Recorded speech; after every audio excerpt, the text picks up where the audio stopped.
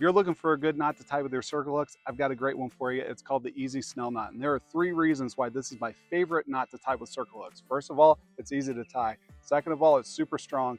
Third of all, it'll get you really good hook sets because that line is in line with the hook shank. I've caught so many catfish with this knot. Shoot, I even caught a shark with it once. Here's how to tie it. To tie it, I'm going to thread my line through the front of the hook, bring a healthy amount of line through, and then with the tag end, I'm going to make a little loop on the back end of the shank, right by the bend, just like that. Now I'm going to pinch it with my left hand to make sure it stays in place. Now with my right hand, I'm going to start wrapping the tag end around the line and the shank about 10 times. And you'll notice each time I make a wrap, I'm going to pinch the tag end with my left hand to make sure it stays in place, because if I lose tension on this line, it's going to come unraveled, it's going to be a total mess, and I'll have to start over.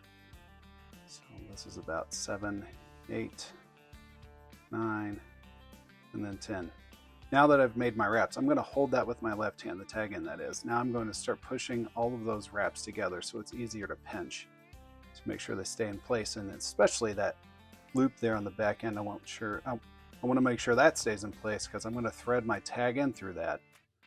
And then maintaining tension on the main line, I'm going to start pulling it tight, closing those wraps and bringing them up to the eye. Now I'm going to trim most of the tag end. And that's how you tie an Easy Snell knot. But let's say you wanted to tie a Palomar knot but couldn't and wanted to tie something else. Well, I've got a video right here of how you can tie a uni knot, which is my favorite knot to tie when I can't tie a Palomar knot. Click this to check that video out. Hope to see you over there. Thanks for watching.